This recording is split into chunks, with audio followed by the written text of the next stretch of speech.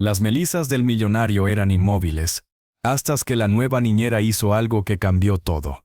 «Espere aquí, el señor Valderrama la recibirá en un momento», dijo la secretaria, señalando una butaca de cuero negro frente a una mesa de cristal de dimensiones intimidantes. Luego desapareció tras una puerta doble, dejando a Isabel sola con el latido de su propio corazón, que le parecía escandalosamente ruidoso en aquel lugar. Isabel cruzó el umbral, sintiendo que ese silencio se le adhería a la piel, a la ropa modesta que había planchado con esmero para esta entrevista. La mujer que la recibió, una secretaria de rostro afilado y movimientos precisos, apenas le dirigió la palabra, solo un gesto seco para indicarle que la siguiera. Atravesaron un recibidor tan vasto que el techo se perdía en la penumbra, iluminado por una lámpara de cristal de Bohemia, que pendía como un carámbano gigante y muerto. Todo era líneas rectas, superficies pulidas, tonos fríos de mármol blanco, acero y hormigón visto. Una arquitectura que hablaba de poder, de control, de una belleza tan calculada que resultaba estéril. No había una fotografía familiar, un jarrón con flores mustias, un libro abandonado en una mesita. Parecía más un museo de arte contemporáneo que un hogar. Se sentó al borde del asiento, las manos juntas sobre el bolso de tela que reposaba en su regazo. Respiró hondo, tratando de calmar el nerviosismo que le retorcía las entrañas. Este trabajo era diferente. Lo sabía desde que leyó el anuncio, tan escueto y misterioso. Se busca niñera residente con experiencia en casos de trauma infantil severo. Discreción absoluta. Salario excepcional. No mencionaba nombres, solo unas iniciales. But.Pude. Pero todo el país conocía la tragedia de los Valderrama. El magnate Víctor Valderrama, su esposa Elena Arango, una socialité de sonrisa fácil y elegancia innata, y sus hijas mellizas, Alma y Clara, la familia perfecta que se deshizo en un instante en una curva mojada de la carretera hacia la costa. Solo sobrevivieron él, con heridas leves, y las niñas, físicamente ilesas, pero tan fracturadas por dentro que habían dejado de hablar, de moverse, de vivir en cualquier sentido real de la palabra. Los periódicos las llamaban las estatuas de porcelana. Tenían 7 años. La puerta se abrió, y Víctor Valderrama entró en la estancia. Isabel se puso de pie de un salto. El hombre que tenía delante no se parecía en nada a la imagen arrogante y sonriente que recordaba de las revistas. Alto y de espaldas anchas, ahora parecía encogido, como si el peso de su dolor hubiera comprimido su esqueleto. Llevaba un traje negro impecable, pero la corbata estaba ligeramente desalineada. Su rostro, cetrino, y marcado por líneas profundas alrededor de los ojos y la boca, era una máscara de contención. Pero sus ojos eran lo único vivo en él. 2 pozos de una angustia tan profunda y desesperada, que Isabel sintió un pellizco de compasión en el pecho. «Señorita Isabel Garza», dijo su voz, un eco ronco y carente de entonación. No era una pregunta, sino una constatación. Él no le tendió la mano. Se limitó a observarla. Una mirada fría y analítica que recorrió su figura de arriba a abajo, evaluando su ropa sencilla, sus manos trabajadas, su rostro sin maquillaje. Su currículum es peculiar. Trabajó en un orfanato no con familias, comentó, dirigiéndose hacia la ventana y contemplando la ciudad gris que se extendía a sus pies. «Sí, señor Valderrama, mucho gusto», respondió ella, con una voz que le salió más firme de lo que esperaba. «Sí, señor. El hogar de la esperanza. Durante 10 años, allí traté con niños que habían pasado por situaciones muy difíciles». «¿Y qué la hace pensar que está preparada para esto?», preguntó, sin volverse. «Mis hijas no son niños difíciles. Son ausentes». El último especialista, suizo, dijo que era un caso de catatonia traumática prácticamente irreversible, que lo mejor era procurarles comodidad y esperar, aunque no haya nada que esperar. Isabel apretó el bolso. Notó la frialdad del suelo a través de las suelas de sus zapatos. «No creo en las irreversibilidades, señor Valderrama, y menos en los niños. Ellos tienen una capacidad de sanar que los adultos hemos olvidado. Solo necesitan una puerta». «¿Una puerta?» «Aquí hay muchas puertas, señorita Garza. De roble macizo, de acero, de cristal, Ninguna les ha servido de nada. Él se volvió lentamente. Por un instante, un destello de algo parecido a la irritación cruzó su mirada. No me refiero a esa clase de puertas, susurró Isabel, sosteniendo su mirada. Hablo de una grieta en su silencio, por pequeña que sea. Víctor Valderrama guardó silencio durante un largo minuto. La observaba con una intensidad renovada, como si buscara en sus ojos algún indicio de falsedad o de la ingenuidad patética que seguramente habían mostrado las otras 15 niñeras que la precedieron. Le pagaré el triple de lo que pedía en el anuncio, dijo abruptamente. Pero hay condiciones, reglas estrictas. Nunca bajo ningún concepto las dejará solas. No intentará forzarlas a hablar o a moverse. No pondrá música. No traerá juguetes estridentes. Su habitación está en el pasillo contiguo a la de ellas. Hay cámaras de seguridad. La supervisaré. ¿Lo entiende? Isabel asintió. Las reglas eran una jaula, pero era la jaula en la que vivían aquellas dos niñas. Ella tendría que aprender a moverse en ella. Bien, dijo él. Y por primera vez, su voz mostró un temblor casi imperceptible. Entonces venga, conózcalas. Y si después de verlas, todavía cree que puede encontrar esa grieta, el trabajo es suyo. Sí, lo entiendo. Isabel contuvo el aliento. Había leído sobre su estado. Se había preparado mentalmente, pero nada la había equipado para la realidad. Eran preciosas. Tenían el cabello lacio y castaño claro, peinado con raya al medio y sujeto con unas cintas azules, que combinaban con sus vestidos de organza, también azules. Sus rostros, de facciones delicadas y piel de porcelana, eran idénticos, y estaban completamente inmóviles. No parpadeaban, no respiraban de manera visible. Sus pequeñas manos yacían inertes sobre el regazo, palmas hacia arriba, como esperando que alguien las llenara de algo. Sus ojos, de un color avellana claro, estaban abiertos, pero vacíos, mirando hacia la ventana, hacia el cielo, pero sin verlo. Eran dos estatuas vivientes, encapsuladas en una burbuja de tiempo detenido. La siguió por un largo pasillo alfombrado con una moqueta tan gruesa que absorbía hasta el último sonido. Las paredes estaban forradas de seda color crema, y colgaban cuadros abstractos, manchas de color frío que no contaban ninguna historia. No había risas de niños grabadas en esas paredes, ni huellas pequeñas en la alfombra, solo la perfección aséptica de una vida interrumpida. Se detuvieron frente a una puerta de madera clara. Víctor dudó un instante. Su mano tembló ligeramente antes de girar el pomo.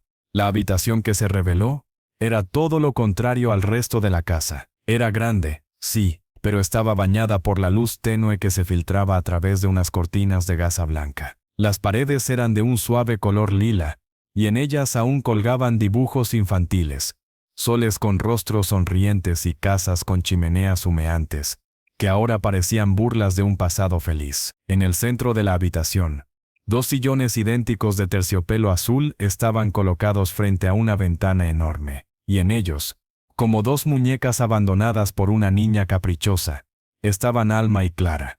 No hubo respuesta, ni el más mínimo indicio de que hubieran oído. El aire en la habitación era denso, cargado de una tristeza tan profunda que resultaba casi física. Isabel sintió una opresión en el pecho. No era solo la tragedia, era la frialdad del ritual. Las niñas estaban limpias, peinadas, vestidas con esmero, como si prepararlas cada mañana fuera un acto de fe desesperado. Una forma de negar la podredumbre interior, manteniendo la fachada intacta. Alma y Clara, murmuró Víctor. Y su voz se quebró en un susurro. Les traje a alguien. Es Isabel. Va a cuidarlas. Así están, dijo Víctor, con un tono final. Desde hace 3 años, 2 meses y 14 días. ¿Sigue interesada, señorita Garza? Sí, respondió, con una voz que no titubeó. Sigo interesada. Los primeros días fueron una lección de paciencia y observación. Isabel aprendió la coreografía silenciosa de la casa. Las enfermeras, mujeres de uniforme blanco y modales impersonales, llegaban a las horas exactas para ocuparse de la higiene y la alimentación de las niñas mediante sondas. Las movían con eficiencia mecánica de la cama a los sillones. Les cepillaban el cabello, les cambiaban la ropa. No les hablaban, no les sonreían. Eran actos funcionales, carentes de calor. La casa era un reloj de precisión suizo, donde cada tic-tac era un recordatorio de la muerte en vida. Isabel no podía apartar la vista de las mellizas. En su quietud había una elocuencia devastadora. No era rebeldía, ni maldad, era un dolor tan inmenso que las había petrificado. Y en ese momento sintió una certeza absoluta, visceral, que brotó desde lo más hondo de su ser. Este no era solo un trabajo, era una misión. O este pasillo es muy largo. Ayer me perdí intentando encontrar la cocina. La señora Driscoll, la cocinera, es un poco gruñona, pero hace una tarta de manzana que debe de ser ilegal de tan buena. Isabel se pasaba las horas sentada en una butaca baja, a unos metros de las mellizas. No intentaba tocarlas, no les hablaba directamente. En cambio, hablaba en voz baja, como para sí misma, pero lo suficientemente alto para que pudieran oírla si es que algo de ese mundo exterior lograba penetrar en el suyo. Hoy el cielo está de un gris perlado, murmuraba, mirando por la ventana. Parece que va a llover. A mí siempre me ha gustado la lluvia. Cuando era pequeña, mi abuela me dejaba saltar en los charcos. Luego me secaba con una toalla que olía a pan recién hecho. Sus palabras eran simples, cotidianas. Hablaba del tiempo, de la comida, de recuerdos insignificantes de su propia infancia. No esperaba una respuesta. Solo quería tejer un telón de normalidad, de calidez humana, en aquel espacio congelado. A veces, leía en voz alta, no cuentos de hadas, sino fragmentos de libros de naturaleza, describiendo el vuelo de un pájaro, o el cambio de las estaciones, palabras que hablaban de vida, de movimiento, de ciclos.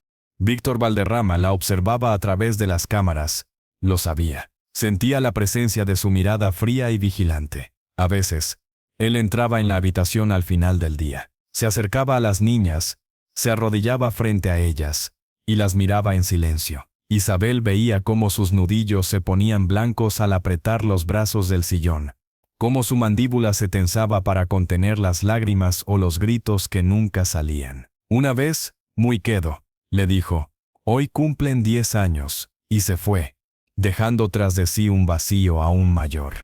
Isabel también exploraba la casa en sus momentos libres. Era un laberinto de lujo y dolor. Descubrió el ala oeste, cerrada a cal y canto. A través de una rendija de una puerta mal cerrada, vio una habitación que era un santuario. Un estudio lleno de caballetes, con cuadros cubiertos por sábanas blancas. Olía a trementina y a polvo. Era el estudio de Elena Arango. La puerta fue cerrada con llave al día siguiente. Víctor no toleraba intrusiones en su dolor.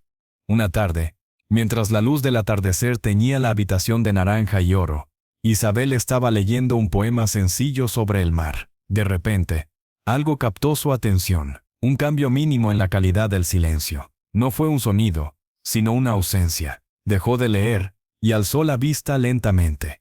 Clara, la melliza que siempre estaba ligeramente más inclinada hacia la ventana, seguía inmóvil. Pero Alma, algo era distinto, no se había movido.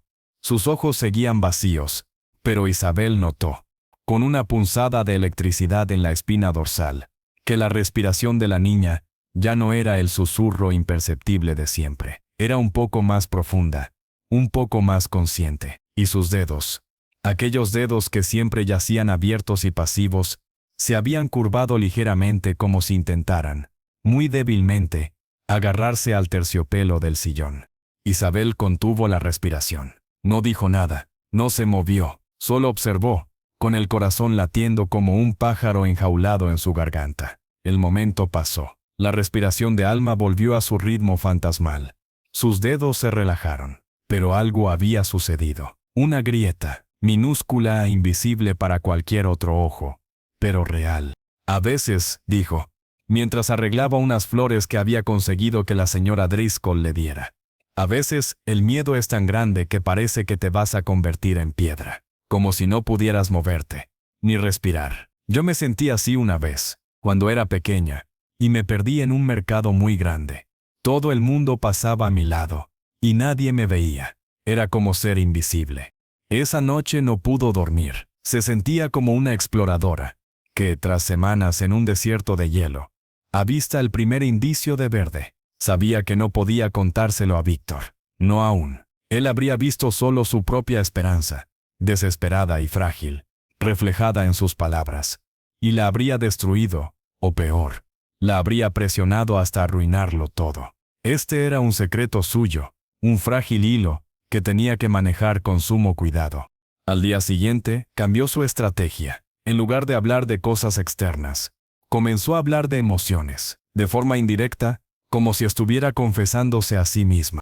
Hizo una pausa, observando de reojo a Alma. Nada. Pero luego continuó, suavemente.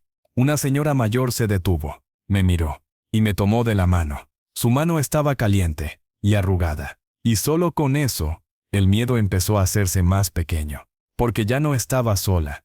Semanas pasaron. La primavera comenzaba a asomar tímidamente en los jardines de la mansión. Isabel notaba que su propia presencia ya no era ignorada por completo por el ecosistema de la casa. La señora Driscoll, la cocinera, le dejaba una taza de chocolate caliente en la encimera después de cenar. Incluso Víctor parecía menos hostil, aunque igual de distante. Una noche, la encontró en la biblioteca, hojeando un libro de arte. ¿Progreso?, preguntó, sin preámbulos, su voz cansada. Isabel cerró el libro. No del tipo que se pueda medir, señor Valderrama, pero están presentes. Siento que me escuchan. Él emitió un sonido que era casi un esbozo de risa amarga. ¿Y en qué se basa para sentir eso? En el silencio, respondió ella, mirándolo directamente. El silencio ha cambiado. Ya no es vacío, está esperando. Espero que tenga razón, señorita Garza, dijo por fin. Por el bien de todos. Víctor la observó por un largo momento. Y por primera vez, Isabel creyó ver un destello de algo que no era escepticismo en sus ojos. Era curiosidad. Una curiosidad dolorosa y temerosa. Sin pensarlo, casi sin darse cuenta, comenzó a tararear la melodía. Era simple, monótona, como una nana. Tarareó suavemente, mirando la lluvia. El punto de inflexión llegó un martes por la tarde. Había empezado a llover, gruesas gotas que repiqueteaban contra el cristal de la ventana. Isabel había estado hablando de su hermano pequeño, de cómo se escondía debajo de la cama cuando había tormenta, y de cómo ella se metía con él y le cantaba canciones hasta que se dormía. La canción era una tontería, dijo, con una sonrisa triste. Algo que inventaba mi abuela. Decía: lluvia, lluvia, vete ya, que mi niño quiere jugar. Pero a él le gustaba. Y entonces, ocurrió. Un sonido, débil, rasposo, como una hoja seca arrastrada por el viento. Isabel se quedó paralizada. El tarareo murió en sus labios. Volvió la cabeza lentamente, tan lentamente, que le crujieron las vértebras. No cantes. Alma no se había movido, pero sus labios, aquellos labios que no se habían abierto en 3 años, estaban ligeramente separados, y de ellos escapó otro sonido, un susurro que apenas se elevó por encima del rumor de la lluvia. Isabel sintió que el mundo se detenía. La sangre le golpeaba en los oídos. No se atrevía a respirar. Lo había imaginado. Era su propio deseo jugándole una mala pasada. «¿Alma?», susurró, con una voz que le temblaba de forma incontrolable. «¿Dijiste algo, cariño?». Los segundos pasaron, eternos. La niña permaneció inmóvil. Isabel estaba a punto de convencerse de que había sido una alucinación cuando, de nuevo, los labios de Alma se movieron. Esta vez, el sonido fue un poco más claro. Una palabra, cargada de un sufrimiento infinito. «Duele». Isabel se acercó lentamente, como si se aproximara a un pajarito herido. Se arrodilló frente al sillón, manteniendo una distancia respetuosa. Sus ojos se llenaron de lágrimas, pero no dejó que cayeran. La palabra flotó en la habitación, tan frágil y ya tan pesada como una losa de mármol. «Duele». No era un dolor físico, era el dolor del alma, del recuerdo, de la vida que intentaba abrirse paso de nuevo a través de la corteza de hielo que la cubría. «¿Qué duele, Alma?», preguntó, con la voz tan suave como el aleteo de una mariposa. «Duele recordar», susurró Alma, y una lágrima, única y perfecta, escapó de su ojo y recorrió su mejilla de porcelana. La niña no respondió, pero algo increíble sucedió. Sus ojos, aquellos ojos vacíos que siempre miraban hacia la nada, se desplazaron. Lentamente, con un esfuerzo titánico, como si movieran montañas, bajaron hasta encontrarse con los de Isabel, y por primera vez, había algo en ellos. No era vacío. Era un dolor consciente, una lucidez aterradora. Era el mirar de alguien que despierta de una pesadilla para darse cuenta de que la pesadilla es real. Isabel no pudo contenerse. Sin tocarla, sin invadir su espacio, inclinó la cabeza y dejó que sus propias lágrimas cayeran silenciosamente sobre la alfombra. Era la grieta. Se había abierto. En ese momento exacto, la puerta de la habitación se abrió de par en par. Víctor Valderrama estaba en el umbral. No había llegado de forma sigilosa. Parecía haber corrido. Su rostro estaba pálido, desencajado. En su mano sostenía una tableta.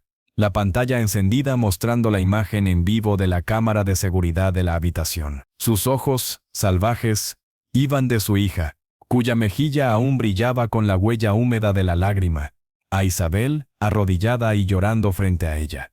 «Lo sé, cariño», murmuró, con el corazón estallando en 1000 pedazos. «Lo sé, pero no estás sola. Yo estoy aquí». «Salga», gritó él, avanzando hacia ella con los puños apretados. Su mirada era de un pánico absoluto. Una furia que no era dirigida a ella, sino al miedo insoportable que la escena le provocaba. «Salga, de ahí ahora mismo». Isabel se puso de pie de un salto, tratando de poner su cuerpo entre él y las niñas.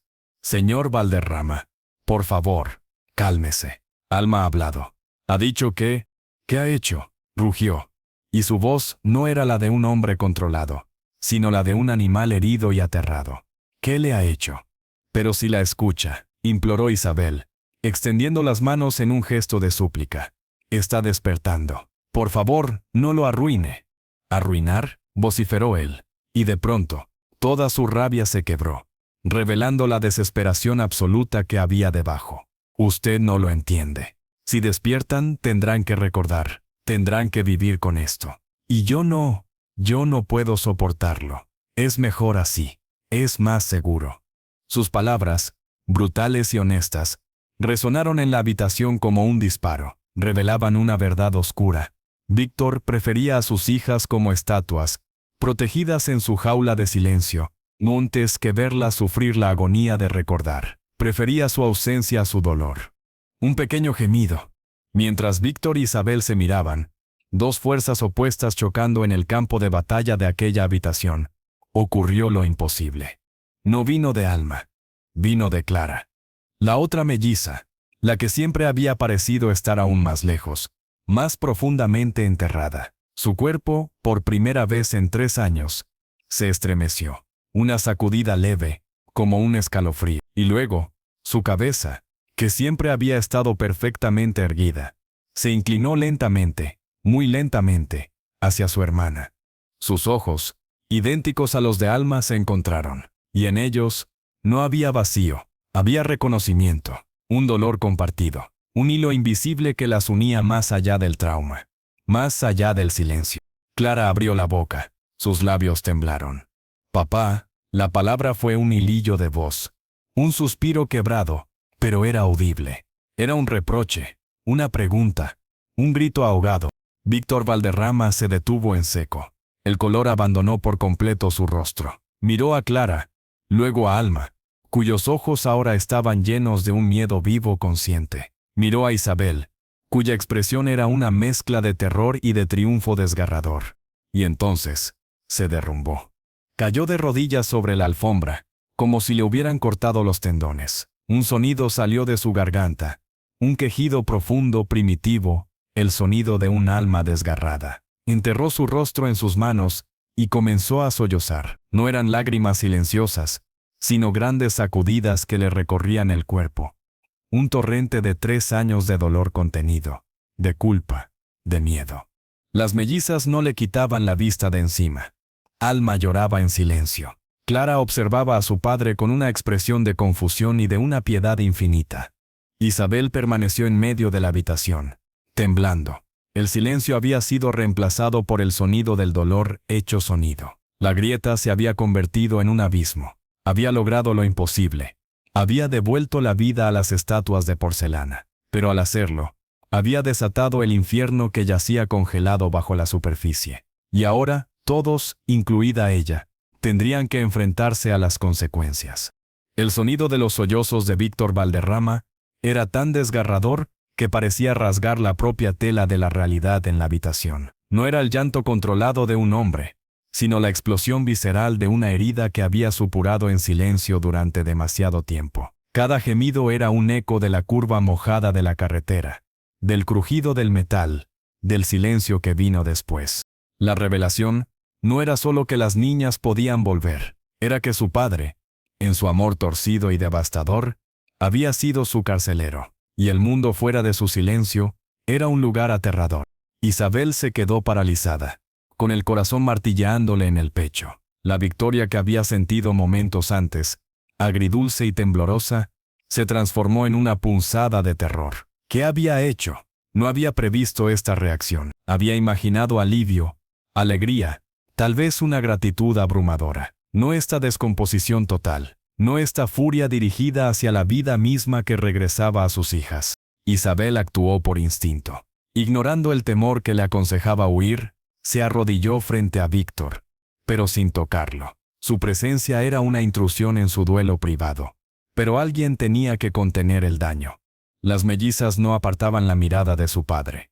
Alma, con el rostro aún brillante por su única lágrima, tenía los ojos muy abiertos, inundados de un miedo que ahora era consciente agudo. Clara, quien había pronunciado esa palabra milagrosa, papá, observaba con una expresión de desconcierto profundo. Su pequeño cuerpo, que había permanecido en un estado de suspensión catatónica durante años, ahora temblaba levemente, como si una corriente eléctrica de regreso a la vida también trajera consigo el frío del mundo. «Señor Valderrama», dijo, con una voz baja pero firme, tratando de perforar la muralla de su dolor. «Víctor, escúcheme. Ellas le necesitan, ahora más que nunca». Él no la oyó, o sí, pero sus palabras no registraron. Seguía con el rostro enterrado en sus manos, sus hombros sacudiéndose con espasmos incontrolables. «No, no, no, no», gemía entre dientes, una negación constante y desesperada. No estaba preparado. «Dios mío, Elena. Lo siento tanto». Al mencionar el nombre de su esposa muerta, un nuevo escalofrío recorrió la habitación. Alma emitió un pequeño quejido, un sonido de angustia animal. Sus dedos, que antes se habían curvado levemente, se crisparon ahora sobre el terciopelo del sillón. El duele, que había susurrado, cobraba una dimensión nueva, más profunda al escuchar el nombre de su madre en labios de su padre, roto por la culpa. Levantó la vista hacia la puerta, donde asomaba el rostro pálido y aterrorizado de la secretaria, avisada sin duda por el ruido. «Llame al doctor Miren», le ordenó Isabel, refiriéndose al médico de cabecera que visitaba a las niñas una vez al mes, para revisiones rutinarias, y que, hasta ahora, solo había certificado su estasis. «Y necesito ayuda para llevarlo a su estudio». Isabel supo que tenía que sacarlo de allí. Su presencia, en ese estado, era veneno para el frágil brote de conciencia de las niñas. «Víctor», insistió, esta vez con más autoridad, «tiene que salir, ahora. Por favor».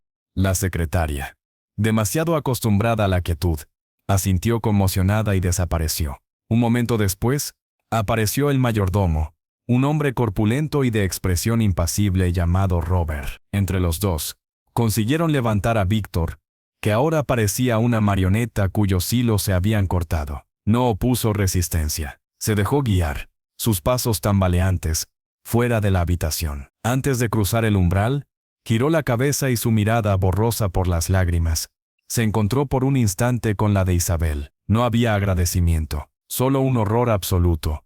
Y algo más, la certeza de que ella había abierto una caja de Pandora que nunca debió ser tocada. Isabel se quedó sola con Alma y Clara. La puerta se cerró. El sonido del llanto se amortiguó, pero la vibración del dolor permaneció en el aire, densa y pesada.